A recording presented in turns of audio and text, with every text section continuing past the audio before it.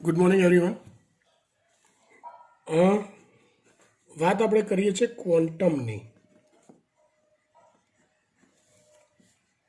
Quantum એ photon માટે વપરાતો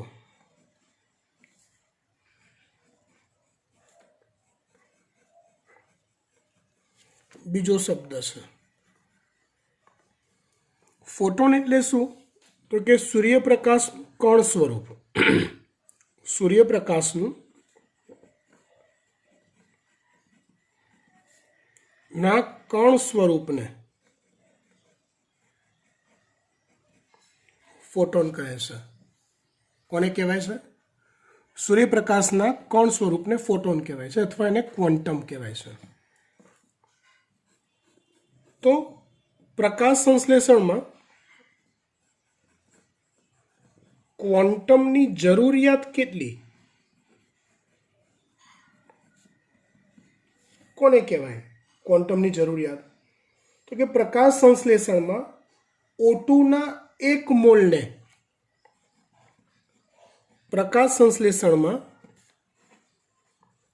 O2ના એક મોલને ઉત્પન્ન કરવા જરૂરી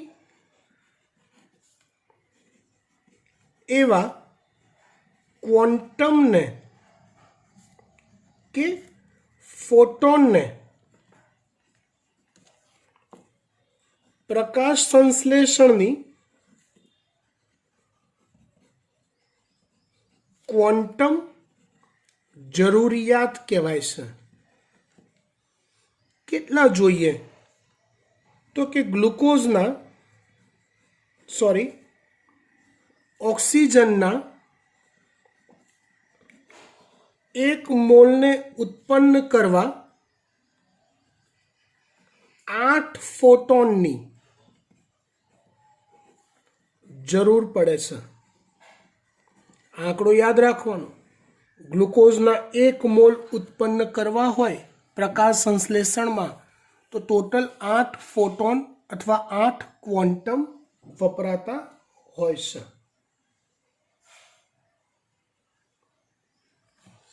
વાત કરીએ ક્વોન્ટમ નિપજ. ક્વોન્ટમ નિપજ પ્રકાશ સંશ્લેષણમાં પ્રકાશના એક ક્વોન્ટમ દ્વારા ઉદ્ભવતા ઓક્સિજનના અણુની સંખ્યાને પ્રકાશ સંશ્લેષણમાં એક ક્વોન્ટમ દ્વારા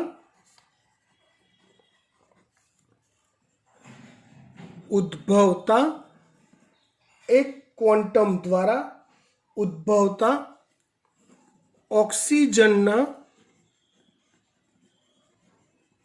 અણુઓની સંખ્યાને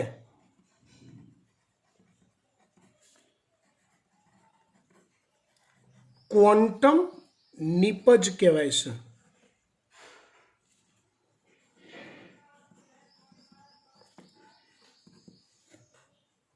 જો એક સીધી સાદી વાત છે કે ટોટલ અહીંયા તમને માહિતી આપી છે O2ના એક મોલ ઉત્પન્ન કરવા માટે 8 ક્વોન્ટમ અથવા 8 ફોટોન જોઈએ છે. સમજો, O2ના એક મોલ ઉત્પન્ન કરવા માટે 8 ફોટોન જોઈએ છે. તો ત્રિરાશિ તમે મૂકો તો એક ક્વોન્ટમ દ્વારા કેટલા O2 ઉત્પન્ન થાય? એક ક્વોન્ટમ દ્વારા કેટલા O2 ઉત્પન્ન થાય? તો એક ક્વોન્ટમ દ્વારા તમે ત્રિરાશિ મૂકીને જોઈ શકો છો, તમને આવડશે. દ્વારા 0.125 O2 ઉત્પન્ન થાય. અથવા ટકાવારીમાં જોવા જઈએ તો 12.5% જેટલા O2 ઉત્પન્ન થાય. O2ના એક મોલ પૈકીના 12.5%. હવે 12.5 ગુણ્યા તમે 8 કરો, 12.5 ગુણ્યા 2 કરો એટલે 25 થાય, 12.5 ગુણ્યા 8 કરો એટલે 100 થાય. સમજી ગયા? આના પરથી જ આ જવાબ મેળવી શકાય.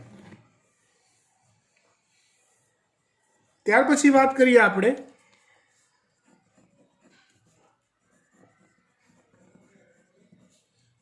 પ્રકાશ સંશ્લેષી રંજક દ્રવ્યો.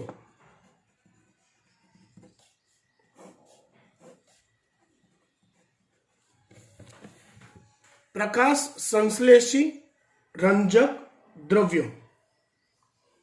તો જુઓ, પ્રકાશ સંશ્લેષી રંજક દ્રવ્યો વિશે ચોપડીમાં જે આપ્યું છે એ તો છે જ. ક્લોરોફિલ એ, ક્લોરોફિલ બી, કેરોટીનોઇડ, ઝેન્થોફિલ્સ. બરાબર. હવે આ જે રંજક દ્રવ્યો છે એના આશરે 250 થી 400 જેટલા અણુઓ ભેગા મળી કોના? રંજક દ્રવ્યોના 250 થી 400 જેટલા અણુઓ ભેગા મળી રંજક દ્રવ્ય તંત્ર રચે છે. શું રચે છે? રંજક દ્રવ્ય તંત્ર રચે છે, જેને અંગ્રેજીમાં PSU અથવા ફોટો સિન્થેટિક યુનિટ કહેવાય છે. જેને અંગ્રેજીમાં શું કહેવાય છે? PSU, ફોટો સિન્થેટિક યુનિટ્સ કહેવાય છે. અથવા એના માટે બીજો શબ્દ છે ક્વોન્ટાઝોમ્સ કહેવાય છે. એને ક્વોન્ટાઝોમ્સ કહેવાય છે કે જે ક્વોન્ટમનું શોષણ કરી શકે. જે ક્વોન્ટમનું શોષણ કરી શકે એવા તંત્રને ક્વોન્ટાઝોમ્સ કહેવાય.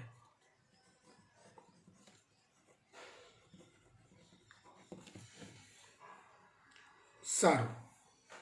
હવે આવા ક્વોન્ટાઝોમ્સના બે પ્રકાર છે, તમને ખબર છે, PS1 અને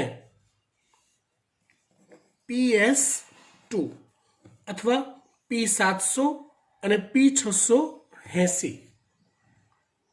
P700 અને P680. વાત કરીએ આપણે બંનેના સ્થાનની. તો PS2 જે છે ને એનું સ્થાન ક્યાં હોય? તો PS2 એ ગ્રેનામાં થાઇલેકોઇડની સાથે સંલગ્ન વિસ્તારમાં જોવા મળે છે. ગ્રેનામાં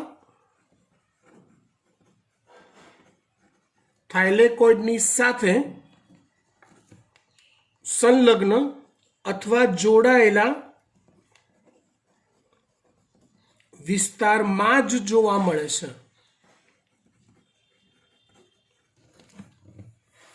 જ્યારે PS1 હું સ્ટ્રક્ચરમાં બતાવીશ એટલે તમને વધારે ખ્યાલ આવશે.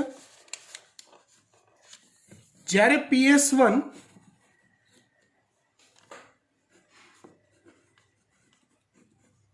નું સ્થાન આપણે કહીએ તો PS1 એ થાઇલેકોઇડ અને આંતરગ્રેનમ પટલ ના જોડાણવાળા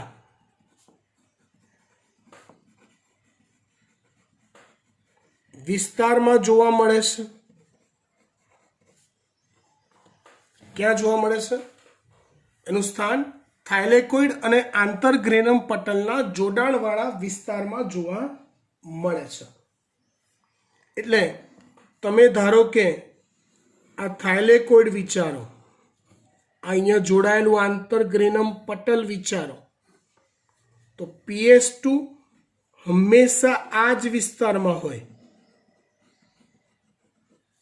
અને PS1 અહીંયા હોઈ શકે, અહીંયા હોઈ શકે.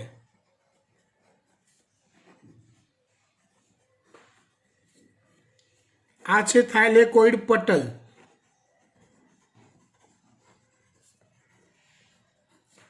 આ છે આંતરગ્રેનમ પટલ.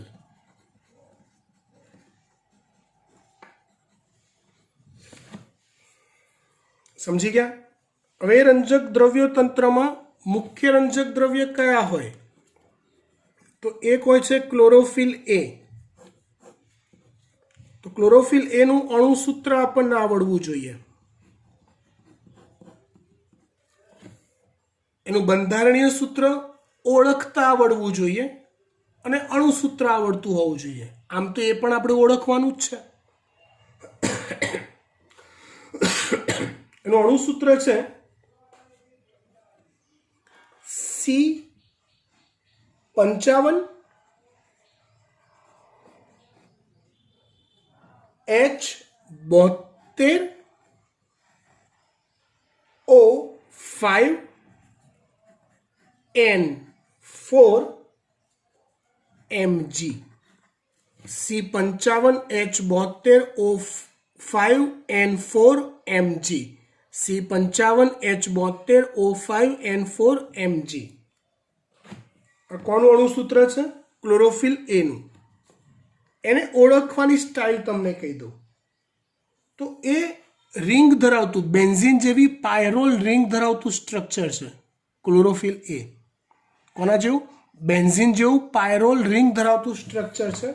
તો એમાં જે બીજા નંબરની પાયરોલ રિંગ હોય એના ત્રીજા કાર્બન પર CH3 સમૂહ આવેલો હોય. બીજા નંબરની પાયરોલ રિંગના ત્રીજા કાર્બન પર CH3 સમૂહ આવેલો હોય. આ રીતે ક્લોરોફિલ એને ઓળખાય.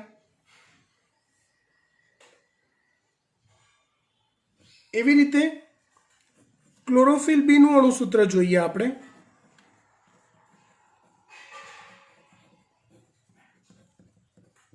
તો એનું અણુસૂત્ર છે C55 H70. જો અહીંયા આંકડો બદલાયો H72 H70 O6 5 6 N4 Mg. એટલે આ ભેદ આપણને ખબર પડવી જોઈએ. ક્લોરોફિલ એમાં H72 હોય, ક્લોરોફિલ બીમાં H70 હોય. ક્લોરોફિલ એમાં ઓક્સિજન 5 હોય, ક્લોરોફિલ બીમાં ઓક્સિજન 6 હોય. આટલો ફરક છે. બરાબર? એમાં સ્ટ્રક્ચરમાં જે બીજી પાયરોલ રિંગ હોય એના ત્રીજા કાર્બન પર CHO સમૂહ આવેલો હોય. CH3 સમૂહ હોય, CHO સમૂહ હોય. બાકી બધું સમાન હોય. બાકી બધું સમાન હોય. સેન્ટરમાં મેગ્નેશિયમ આવેલો હોય. ખબર પડી વાત? ડન. ત્યાર પછી આપણે આગળ વાત કરીએ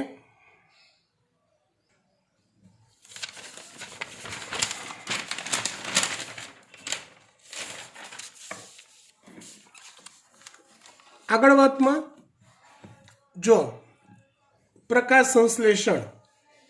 એ પ્રકાશ સંશ્લેષણમાં આપણે જે ટેક્સ્ટ બુક પ્રમાણે તમે વિડીયોઝ જોયા હોય ને જૂનું ભણેલા હોય એ મુજબ ઓલું ચક્રીય ફોટોફોસ્ફોરાયલેશન, અચક્રીય ફોટોફોસ્ફોરાયલેશન પ્રકાશ પ્રક્રિયામાં આવે.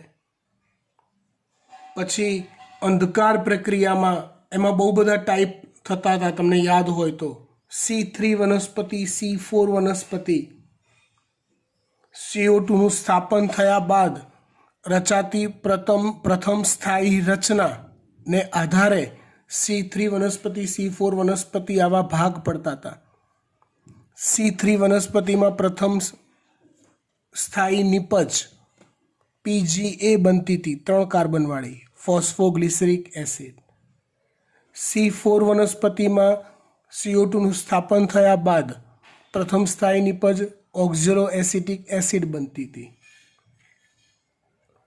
C4માં પ્રકાશ સંશ્લેષણના બંને તબક્કા અલગ અલગ કોષમાં થતા હતા.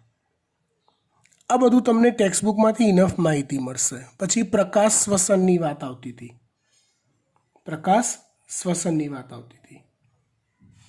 એ બધું ટેક્સ્ટ પ્રમાણે બરાબર છે. હવે એવી વાત કરીએ કે જેની વિશિષ્ટ પ્રકારનું પ્રકાશ સંશ્લેષણ થતું હોય એવું કે જેની ટેક્સ્ટબુકમાં બહુ ડિટેલમાં ચર્ચા નથી આપી. વાત કરીએ આપણે CAM વનસ્પતિઓ.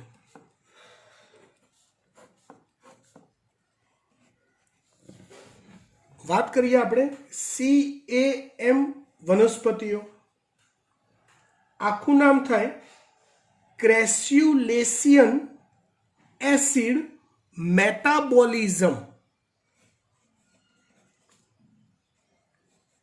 ક્રેસ્યુલેશન એસિડ મેટાબોલિઝમ.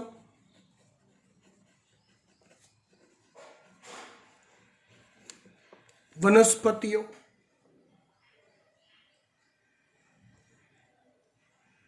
આ વનસ્પતિઓની એક વિશિષ્ટ ખાસિયત છે. એની ખાસિયત એ છે કે તેમાં દિવસે વાયુરંધ્ર બંધ રહે છે અને રાત્રે વાયુરંધ્ર ખુલ્લા હોય છે. એટલે તમે થોડુંક લોજિક વાપરો ને તો ક્યાં કન્ફ્યુઝન પેદા થશે એ તમે સમજી જાઓ. કહેવાનો ભાવાર્થ શું છે તો કે પ્રકાશ સંશ્લેષણની પ્રક્રિયામાં પ્રકાશની હાજરી તો ફક્ત દિવસે જ હોય. મોટા ભાગની વનસ્પતિમાં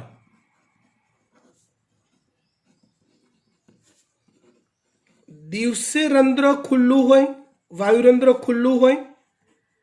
હા કે ના? હા. એટલે મોટા ભાગની વનસ્પતિમાં રંધ્ર દ્વારા CO2 દિવસે પ્રવેશ કરી શકે છે.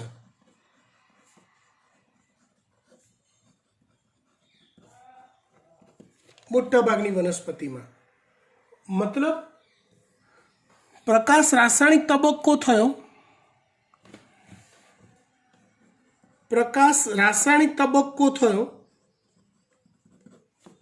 એ થતાં એની નિપજ બની ATP અને NADP H+H+, એની નિપજો. તો જૈવ સંશ્લેષણમાં કે કેલ્વિન ચક્રમાં CO2નું સ્થાપન થાય અને આ નિપજો વપરાય અને ગ્લુકોઝ અથવા શર્કરા બને. તો બહુ ઇઝી ગોઈંગ પ્રક્રિયા છે. રંધ્ર જરૂર પડે એ મુજબ રંધ્ર જરૂર પડે એ મુજબ વાતાવરણમાંથી CO2 મેળવી લે છે. અને CO2 મેળવી લેશે કેમ કે રંધ્ર ખુલ્લું છે. એટલે દિવસે જ્યારે પ્રકાશ રાસાયણિક તબક્કો થાય એની પેરેલલ જૈવ સંશ્લેષણ ચાલ્યા કરે છે. પણ ઉપરોક્ત પ્રક્રિયા CAM વનસ્પતિઓમાં શક્ય નથી. કેમ? કેમ કે એમાં દિવસ દરમિયાન રંધ્ર તો બંધ રહેશે. બંધ રહેશે. એટલે એક સિમ્પલ લોજિક આપું, એ વનસ્પતિઓ કંઈક અનુકૂલન કેળવશે. એ વનસ્પતિઓ શું કરે તો કે રાત્રે જ્યારે રંધ્ર ખુલ્લું હોય ત્યારે CO2 વાતાવરણમાંથી મેળવી કોઈ ચોક્કસ સંયોજન કે એસિડ સ્વરૂપે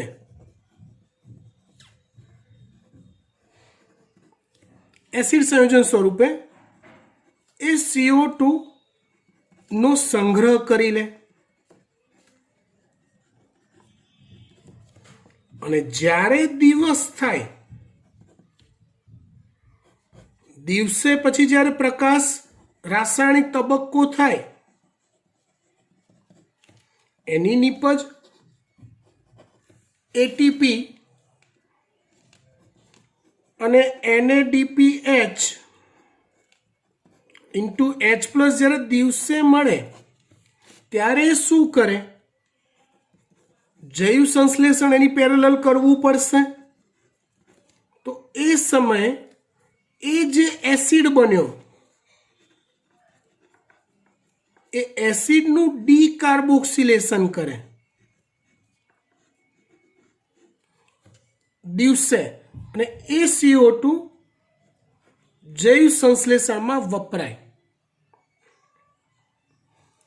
નોર્મલ વનસ્પતિઓમાં દિવસ દરમિયાન રંધ્ર ખુલ્લું હોય એટલે વાતાવરણમાંથી CO2 ડાયરેક્ટ મેળવી લે અને સ્થાપન થાય. અહીંયા વનસ્પતિ રાત્રે રંધ્ર ખુલ્લું રાખે છે, અને રાત્રે ખુલ્લું રાખે છે એટલે પ્રોબ્લેમ સૌથી મોટો એ થાય છે કે ભાઈ પ્રકાશ રાસાયણિક તબક્કો તો દિવસે જ થવાનો, પ્રકાશની હાજરીમાં જ. તો CO2 આપણે મેળવવાનો ટાઈમ ખાલી રાતનો જ છે, તો એ રાત્રે CO2 મેળવી લે જેટલો બને એટલો, અને કોઈક એસિડ સ્વરૂપે એનો સંગ્રહ કરે સંયોજન સ્વરૂપે. અને દિવસે જ્યારે પ્રકાશ રાસાયણિક તબક્કો થાય ત્યારે એસિડનું ડીકાર્બોક્સિલેશન કરે અને એ CO2 જૈવ સંશ્લેષણમાં અવેલેબલ થાય. અને આ નીપજ પ્રકાશ રાસાયણિક તબક્કાની નીપજ વાપરે, એસિડનું ડીકાર્બોક્સિલેશન થઈને CO2 વાપરે અને એમાંથી છેલ્લે ગ્લુકોઝ બને. સમજાવું છું ડિટેલમાં શું થાય છે, પણ સવાલ એ થાય કે આવું કરવાની જરૂર શું કામ પડે, દોઢ ડાયા થવાની. દિવસે રંધ્ર ખુલ્લું ના રખાય, ખાલી રાત્રે રંધ્ર ખુલ્લું રાખીને હેરાન થવાનું ખબર ના પડે એવી. તો અહીંયા એક રીઝન છે, એક અનુકૂલન છે. જ્યાં તાપમાન ખૂબ ઊંચું રહેતું હોય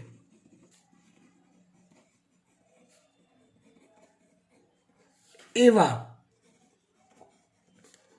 વિસ્તારમાં જો દિવસ દરમિયાન રંધ્ર ખુલ્લું રહે તો બાષ્પોત્સર્જન દ્વારા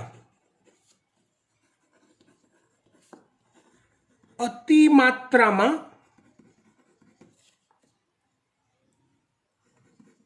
પાણી ગુમાવી દેવાય અને વનસ્પતિનું અસ્તિત્વ જોખમાય.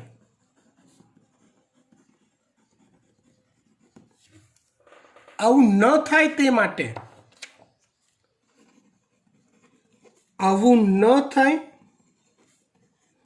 તે માટે અનુકૂલનના ભાગરૂપે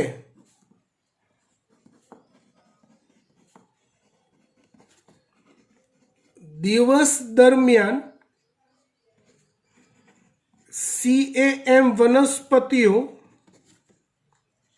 ના રંધ્ર બંધ રહે છે. દિવસ દરમિયાન રંધ્ર બંધ રહે છે એટલે પ્રકાશ સંશ્લેષણ કરવા માટેના લોચા પડે છે. તો બીજું અનુકૂલન સાધ્યું કે રંધ્ર જ્યારે ખુલ્લા રહેશે રાત્રિ સમયે ત્યારે CO2 લઈ લઈશું, એસિડ સ્વરૂપે એનો સંગ્રહ કરીશું, અને જ્યારે દિવસ આવશે ત્યારે એસિડનું ડીકાર્બોક્સિલેશન કરી જૈવ સંશ્લેષણ માટે CO2 ને અવેલેબલ કરીશું. સમજી ગયા? આવા બેવડા અનુકૂલન CAM વનસ્પતિમાં જોવા મળે છે. કઈ વનસ્પતિઓ CAM પ્રકારની હોય છે એના ઉદાહરણ: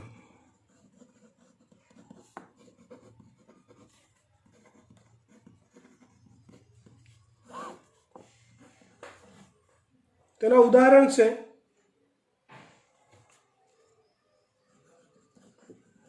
કેલાનકોએ, બ્રાયોફાઇલમ. નામ પહેલી વાર સાંભળ્યા હો તો 4-5 વાર બોલવા પડશે. કેલાનકોએ, બ્રાયોફાઇલમ, સેડમ,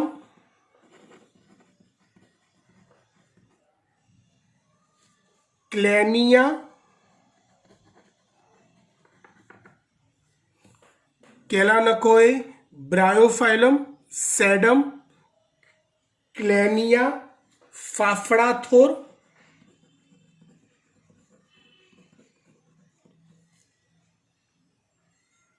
ક્રાસ્યુલા વગેરે. બીજી ઘણી વનસ્પતિઓ હોઈ શકે, આટલા નામ આપણે ઇનફ છે. યુફોર્બિયા, એ તમને યાદ રહેવું જોઈએ.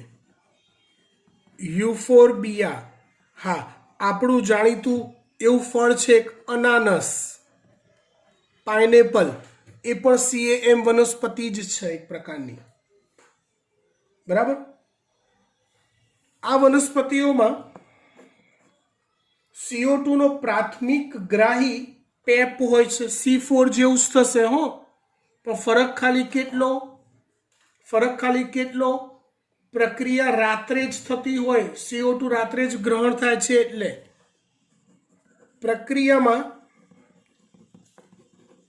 CO2 નો પ્રાથમિક ગ્રાહી પેપ હોય છે. પેપ મતલબ ફોસ્ફોઇનોલ પાયરુવિક એસિડ હોય છે. પ્રાથમિક ગ્રાહી પેપ હોય છે, અને CO2 નું સ્થાપન થઈ ઓક્ઝેલો એસિટિક એસિડ મળે છે. CO2 નું સ્થાપન થઈ ઓક્ઝેલો એસિટિક એસિડ મળે છે. પ્રથમ નિપજ તરીકે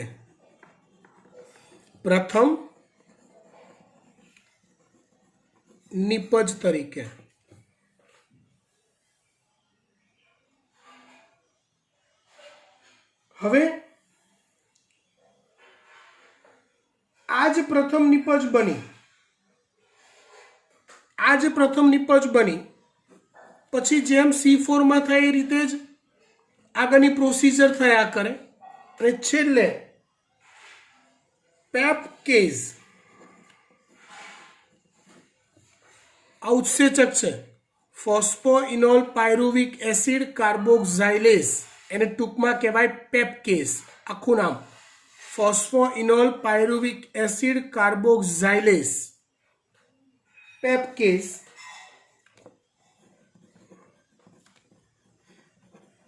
રાત્રિ દરમિયાન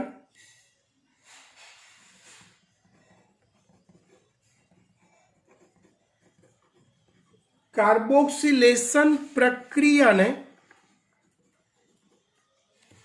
ઉત્તેજના આપે છે,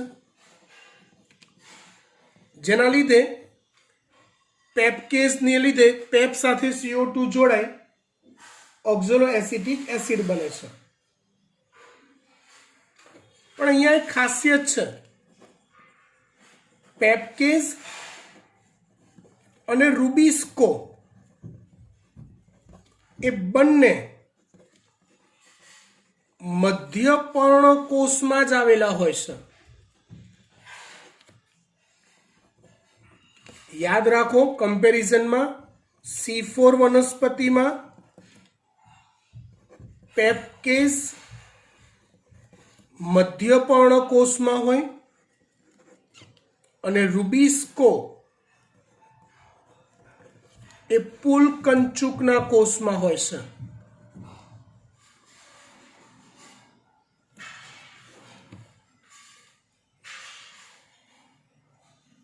રૂબિસ્કો એ પુલકંચુકના કોષમાં હોય. કોની અંદર? C4 માં. અહીંયા બંને એક જ જગ્યાએ જોવા મળે છે. એટલે પછી જ્યારે જરૂર પડે ડીકાર્બોક્સિલેશન કરવાનું થાય, જરૂર પડે જ્યારે દિવસ થાય ત્યારે એ જે ઓક્ઝેલો એસિટિક એસિડ બન્યો એમાંથી આગળ ઓલું એસ્પાર્ટિક કે મેલિક એસિડ બને, એનું ડીકાર્બોક્સિલેશન ત્યાં જ થઈ જાય અને એ CO2 જૈવ સંશ્લેષણ કે કેલ્વિન ચક્રમાં વપરાય. ડન. આ સમગ્ર પ્રક્રિયામાં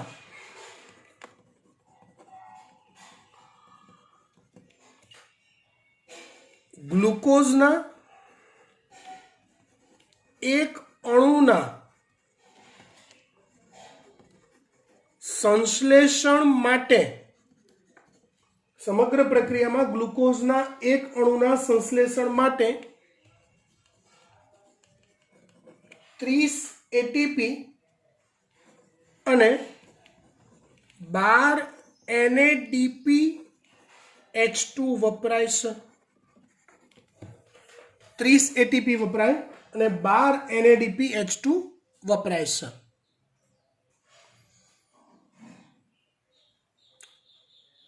આગળ વાત કરીએ. હવે એક છેલ્લો ટોપિક આપણે જોઈ લઈએ એટલે આ ચેપ્ટરનું નીટ રિલેટેડ જે કામ છે એ આપણું કમ્પ્લીટ કહેવાય. એક વસ્તુ યાદ રાખજો બેટા, નીટનું કામ હકીકતમાં ક્યારેય પણ પૂરું કે કમ્પ્લીટ હોતું જ નથી. એ ઓલવેઝ અધૂરું જ રહે. મને એવું લાગે કે મારે આટલું કરાવવા જેવું છે તો એટલું હું કરાવું, બાકી કોઈ એક જ યુનિટ તમે 2 વર્ષ પૂરેપૂરા ચલાવી શકો તોય ખૂટે સમય. તમે આટલું તૈયાર કરો છો મતલબ ટેક્સ્ટબુક કરો છો પ્લસ આટલું કરો છો, એટલે તમે આ ચેપ્ટર માટે નીટના પ્રશ્નો સોલ્વ કરવા બેસો તો તમને એવું ના થાય કે હે આ તો સારું કશું આવડતું નથી. છતાં બી તમે સોલ્વ કરવા બેસો MCQ એ તાતી જરૂરિયાત છે. સોલ્વ કરવા બેસવું જ પડશે. એના વગર ખાલી ને ખાલી શીખવાથી કે વિડીયો જોવાથી નીટ MCQ સોલ્વ કરવાની સ્પીડ નહીં આવે. તમે સોલ્વ કરવા બેસશો એટલે ક્યાંક ને ક્યાંક નવી નવી વસ્તુઓ આવશે કે જે મેં નહીં શીખવાડી હોય એ તમારે પૂછવાની રહેશે ને એનું ક્લિયરિફિકેશન હું તમને કરી આપીશ. ઓકે, છેલ્લો પોઈન્ટ આપણે જોઈએ જેની ચર્ચા ટેક્સ્ટબુકમાં નથી આપી. બેક્ટેરિયામાં પ્રકાશ સંશ્લેષણ. બેક્ટેરિયામાં પ્રકાશ સંશ્લેષણ. કયા બેક્ટેરિયા પહેલા તો પ્રકાશ સંશ્લેષણ કરે એના ઉદાહરણ આપણે જોઈએ તો ક્લોરોબિયમ,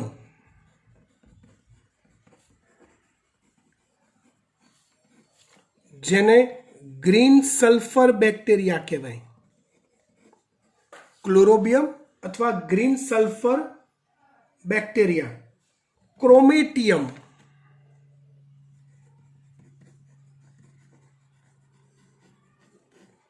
જેને પર્પલ સલ્ફર બેક્ટેરિયા કહેવાય છે. એક છે ક્લોરોબિયમ, બીજા છે ક્રોમેટિયમ, ત્રીજા છે રોડોસ્પાઇરિલિયમ. રોડોસ્પાઇરિલિયમ. ચોથા છે રોડોસ્યુડોમોનાસ.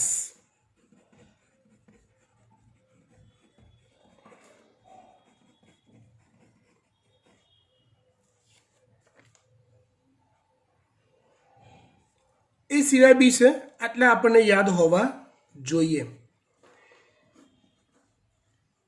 બેક્ટેરિયામાં પ્રકાશ સંશ્લેષણમાં ફક્ત ચક્રીય ફોટોફોસ્ફોરાયલેશન થાય છે.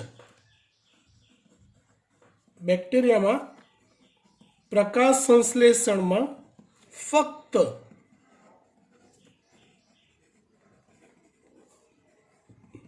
ચક્રીય ફોટોફોસ્ફોરાયલેશન થાય છે. મતલબ સમજી લો, ખાલી એટીપી ઉત્પન્ન કરવા માટે પ્રકાશ સંશ્લેષણ થાય. કેમ કે યાદ કરો, ચક્રીય ફોટોફોસ્ફોરાયલેશનની નીપજ ખાલી ને ખાલી એટીપી છે. NADPH2 અને O2 એ અચક્રીય ફોટોફોસ્ફોરાયલેશન થાય તો જ પ્રાપ્ત થાય છે. બરાબર. બીજી એક ખાસ વાત, બેક્ટેરિયા એ પ્રકાશ સંશ્લેષણમાં પારરક્ત કિરણોનું શોષણ કરે છે. એ સિવાય લીલી વનસ્પતિ એ દ્રશ્ય પ્રકાશનું શોષણ કરે અને બેક્ટેરિયા પારરક્ત અથવા ઇન્ફ્રારેડ કિરણોનું શોષણ કરે છે. એટલે તેમાં રેડ ડ્રોપ અસર અથવા ઇમર્શન અસર, ગયા લેક્ચરમાં છેલ્લો ટોપિક હતો, એ જોવા મળતી નથી. આ વાક્યમાં ખબર ના પડી હોય કેમ જોવા મળતી નથી તો એ હું નહીં સમજાવું.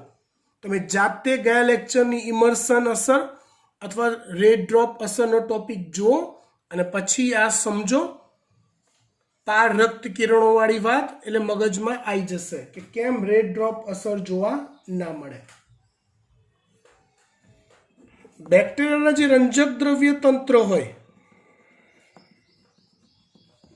એને B890 કે B870 પ્રકારના હોય છે. આપણે સામાન્ય જે વનસ્પતિ છે એમાં રંજક દ્રવ્ય તંત્ર P700 ને P680 છે. અહીંયા B890 અને B870 પ્રકારના છે. એટલે 870 નેનોમીટર તરંગ લંબાઈ 890 નેનોમીટર તરંગ લંબાઈ વાળા પ્રકાશનું શોષણ કરે એવા. આનો અર્થ આવો થાય છે. PS2 એ સંપૂર્ણ ગેરહાજર હોય છે.